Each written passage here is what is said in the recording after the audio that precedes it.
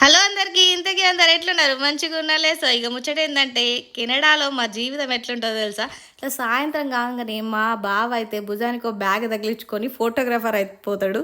ఇక మా పెద్దోడేమో సైకిల్ తీసుకొని మా చిన్నోడ స్కూటీ తీసుకొని ఇట్లా స్కూల్ ప్లే గ్రౌండ్ ఉంటుంది అక్కడికైతే వెళ్తాం.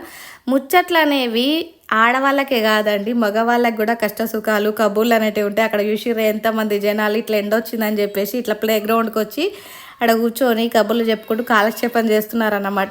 ఈ కాలమేనండి కబుర్లు చెప్పుకునే కాలం అంటే. ఇక చలికాలం వచ్చిందంటే ఎవరిళ్ళలో వాళ్ళే, ఇక ఒకరి ముఖం ఒకరికి కనబడదు, అట్లనే ఉంటుంది ఈడ ముచ్చట. కానీ ఇక్కడ ఇంత ఆర్ష వెదను తట్టుకొని మరి ఇక్కడ ఎందుకు ఉంటుర్రు అంటే పిల్లల ఎడ్యుకేషన్ కొరకు కెనడా గవర్నమెంట్ పిల్లల ఎడ్యుకేషన్కి అంత ఇంపార్టెన్స్ ఇస్తుంది కాబట్టి ఇక్కడ చూసిర్రా స్కూల్ ప్లే గ్రౌండ్ ఎంత పెద్దగా ఉందో. ఈ స్పోర్ట్కి సంబంధించిన ఫెసిలిటీస్ అయితే స్కూల్ ప్లే గ్రౌండ్లో ఉంటుందండి. ఇక్కడ సాకర్ బాల్, ఇక్కడ చూసిర్రా బాస్కెట్ బాల్, పిల్లలందరూ ఎంత మంచిగా ఆడుకుంటారో. ఫ్రీడమ్ అంటే ఇక్కడనే ఉంటుంది.